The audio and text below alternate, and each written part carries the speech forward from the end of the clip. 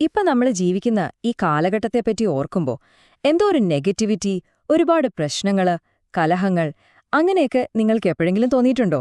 എന്നാൽ കേട്ടോളൂ, ആയിരക്കണക്കിന് വർഷം മുന്നേ തന്നെ ഇതൊക്കെ കൃത്യമായി പ്രവചിക്കപ്പെട്ടിരുന്നു എന്ന് പറഞ്ഞാൽ നിങ്ങൾ വിശ്വസിക്കുമോ? വാ, നമുക്ക് കാലചക്രങ്ങളെക്കുറിച്ചുള്ള ഒരു പഴയ പക്ഷെ വളരെ പ്രസക്തമായ ഒരു ഇതിഹാസത്തിന്റെ ചുരുളഴിക്കാം. ഇന്നത്തെ നമ്മുടെ ലോകത്തെക്കുറിച്ച് ആ കഥ എന്താ പറയുന്നെന്ന് നോക്കാം. അതെ, ഇതൊരു വലിയ ചോദ്യം തന്നെയാണല്ലേ. 3000 വർഷം! അത്രയും പഴക്കമുള്ളൊരു ഇതിഹാസത്തിന് ഇന്നത്തെ നമ്മുടെ ഈ സ്മാർട്ട്ഫോണും ഇന്റർനെറ്റുമൊക്കെയുള്ള ലോകത്ത് എന്ത് പ്രസക്തിയാണുള്ളത്? വെറും ഒരു കഥയല്ലേ എന്ന് തോന്നാം. പക്ഷെ ഇതിനുള്ള ഉത്തരം ഒരു പക്ഷേ നിങ്ങളെ ശരിക്കും അത്ഭുതപ്പെടുത്തിയേക്കാം. അപ്പോ ഈ കഥയുടെ ആഴങ്ങളിലേക്ക് മുങ്ങുന്നതിനു മുൻപ് നമുക്ക് ഒരു പ്രധാനപ്പെട്ട ആശയം മനസ്സിലാക്കണം. അതായത് ഹിന്ദു കോസ്മോളജിയിലെ ഒരു പ്രപഞ്ച ഘടികാരത്തെക്കുറിച്ച്. 4 യുഗങ്ങൾ, അതായത് 4 കാലഘട്ടങ്ങൾ ചേർന്ന ഒരു വലിയ സൈക്കിൾ, ഒരു ക്ലോക്ക് പോലെ തന്നെ. പക്ഷെ ഒരു വ്യത്യാസമുണ്ട്. ഇതിലെ സൂചികൾ മുന്നോട്ടല്ല, പിന്നോട്ടാ. അതായത് നല്ലതിൽ നിന്ന് മോശമായതിലേക്കാണ് കറങ്ങുന്നത്. ഇവിടെയാണ് കേട്ടോ കാര്യങ്ങൾ ശരിക്കും ഇൻട്രസ്റ്റിംഗ് ആകുന്നത്. സാധാരണ നമ്മൾ പുരോഗതിയെക്കുറിച്ചല്ലേ പറയാറ്, പക്ഷെ ഇത് നേരെ തിരിച്ചാണ്. ഒരു പതനത്തിന്റെ കഥയാണ്.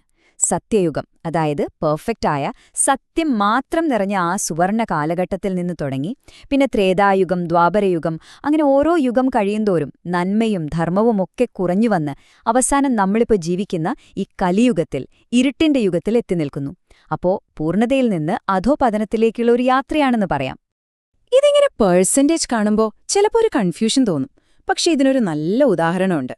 ധർമ്മത്തെ 4 കാലുകളുള്ളൊരു പശുവായിട്ടൊന്ന് സങ്കല്പിച്ചു നോക്കൂ. സത്യയുഗത്തിൽ ആ പശു 4 കാലിലും നല്ല ഉറച്ചു നിൽക്കും, 100% സ്ട്രോങ്. പക്ഷെ ത്രേതായുഗം എത്തുമ്പോൾ ഒരു കാല് നഷ്ടപ്പെടും. ദ്വാപരയുഗത്തിലെ 2 എണ്ണം. അവസാനം കലിയുഗത്തിലെത്തുമ്പോഴോ പാവം ഒറ്റക്കാലിൽ മുടന്തിയാണ് നീങ്ങുന്നത്. കണ്ടില്ലേ, ധാർമ്മികതയുടെ ആ അടിത്തറ തന്നെയാണ് ഇവിടെ ശരിക്കും ഇളകിപ്പോകുന്നത്. അപ്പോ ഇതൊന്നും വെറും സങ്കല്പ കഥകളാണെന്ന് കരുതരുത്. കാരണം മാർക്കണ്ഡേയനെ പോലെയുള്ള വലിയ ഋഷിമാർ ആയിരക്കണക്കിന് വർഷങ്ങൾക്ക് മുൻപ് തന്നെ ഈ വരാനിരിക്കുന്ന ഇരുണ്ട യുഗത്തെക്കുറിച്ച് വളരെ കൃത്യമായ, കുറച്ചൊക്കെ പേടിപ്പെടുത്തുന്ന പ്രവചനങ്ങൾ നടത്തിയിരുന്നു.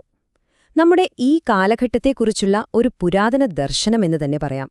ഈ വാക്കുകളൊന്ന് ശ്രദ്ധിച്ചു കേൾക്കണേ. ഭരണാധികാരികൾ യുക്തിയില്ലാതെ പെരുമാറും, ജനങ്ങളുടെ സ്വത്തുകൾ പിടിച്ചെടുക്കും. സമ്പത്ത് മാത്രം മതി ഒരാളുടെ കുടുംബമഹിമ അളക്കാൻ. സത്യസന്ധത എന്നത് ഇല്ലാതാകും. ഈ വാക്കുകൾ കേൾക്കുമ്പോൾ ഇന്നത്തെ ലോകവുമായിട്ട് നിങ്ങൾക്ക് എന്തെങ്കിലും ഒരു സാമ്യം തോന്നുന്നുണ്ടോ?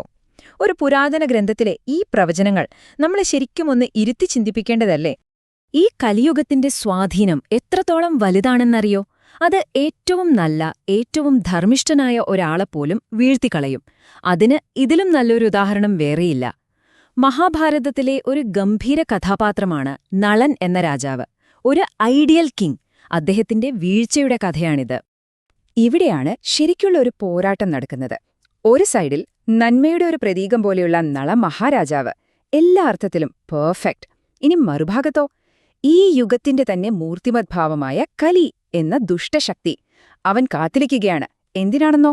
ഒരൊറ്റ ചെറിയ പിഴവിനു വേണ്ടി. നളനോ ഒരൊറ്റ തെറ്റ് പറ്റാൻ വേണ്ടി. നന്മയും തിന്മയും തമ്മിലുള്ള ഒരു യുദ്ധം തുടങ്ങാൻ പോകുന്നത് ഒരു യുദ്ധക്കളത്തിലല്ല, മറിച്ച് ഒരാളുടെ മനസ്സിലാണ്. അപ്പോ സ്വാഭാവികമായും ഒരു ചോദ്യം വരും, അല്ലേ?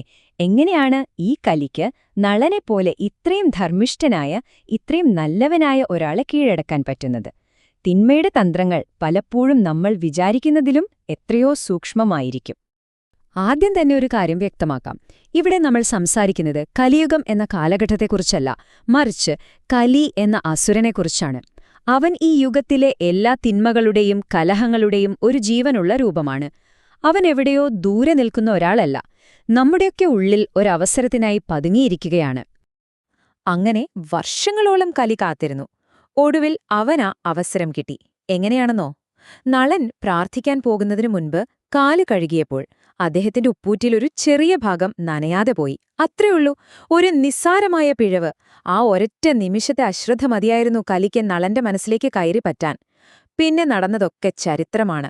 ആ മഹാനായ രാജാവ് ചൂതുകളിക്ക് അടിമയായി. രാജ്യം പോയി, സമ്പത്ത് പോയി, എല്ലാം നഷ്ടപ്പെട്ടു. പക്ഷേ ഒന്നോർക്കണം, എത്ര വലിയ ഇരുട്ടുള്ള രാത്രി കഴിഞ്ഞാലും ഒരു പ്രഭാതം ഉണ്ടാവാതിരിക്കില്ല.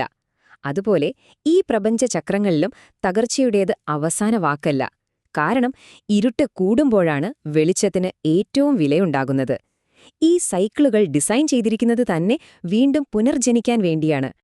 അങ്ങനെ കലിയുഗത്തിന്റെ അവസാനം അധർമ്മം അതിന്റെ ഏറ്റവും ഉയർന്ന നിലയിലെത്തുമ്പോൾ ഒരു രക്ഷകൻ വരുമെന്നാണ് പ്രവചനം. വിഷ്ണു ഭഗവാന്റെ 10ാമത്തെ, അതായത് അവസാനത്തെ അവതാരം കൽക്കി ഒരു വെള്ളക്കുതിരപ്പുറത്ത് വാളേന്തി വന്ന് ഈ ലോകത്തിലെ എല്ലാ തിന്മകളെയും ഇല്ലാതാക്കി ഒരു പുതിയ സത്യയുഗത്തിന്, ഒരു പുതിയ തുടക്കത്തിന് വഴിയൊരുക്കാൻ വേണ്ടി. ഭഗവത്ഗീതയിലെ ഈ വാക്കുകൾ ഓർമ്മയില്ലേ? സജ്ജനങ്ങളെ സംരക്ഷിക്കാനും ദുഷ്ടരെ നിഗ്രഹിക്കാനും ധർമ്മം പുനർസ്ഥാപിക്കാനും ഞാൻ യുഗങ്ങൾ തോറും അവതരിക്കുന്നു. ഇതൊരു വെറും വാഗ്ദാനമല്ല, ഇതൊരു പ്രപഞ്ച നിയമമാണ്. ഒരു തകർച്ചയും സ്ഥിരമല്ലെന്നും പ്രപഞ്ചത്തിന്റെ സന്തുലിതാവസ്ഥ എപ്പോഴും പുനഃസ്ഥാപിക്കപ്പെടുമെന്നുമുള്ള ഒരു വലിയ ഉറപ്പാണ് ഈ വാക്കുകൾ. അപ്പോ ഒരു യുഗത്തിന്റെ അവസാനം എന്നത് ശരിക്കും ഒരു എൻഡിംഗ് ആണോ, അതോ ഒരു പുതിയ തുടക്കത്തിന്റെ ആദ്യപടി മാത്രമാണോ? ഈ പുരാതന കഥ നമ്മളെ ഓർമ്മിപ്പിക്കുന്നത് ഒരുപക്ഷേ ഇതായിരിക്കാം. ഈ വലിയ പ്രപഞ്ചചക്രങ്ങളെ പോലെ തന്നെ നമ്മുടെ ഓരോരുത്തരുടെയും ജീവിതത്തിലും വീഴ്ചകളും പുതിയ തുടക്കങ്ങളും ഉണ്ടാകും. എത്ര ഇരുണ്ട കാലത്തിലൂടെ കടന്നുപോയാലും എപ്പോഴും ഒരു പുതിയ തുടക്കത്തിനുള്ള വാഗ്ദാനമുണ്ട്. ഇതിനെക്കുറിച്ചൊന്ന് ചിന്തിച്ചു നോക്കൂ. അടുത്ത തവണ കാണാം. നന്ദി.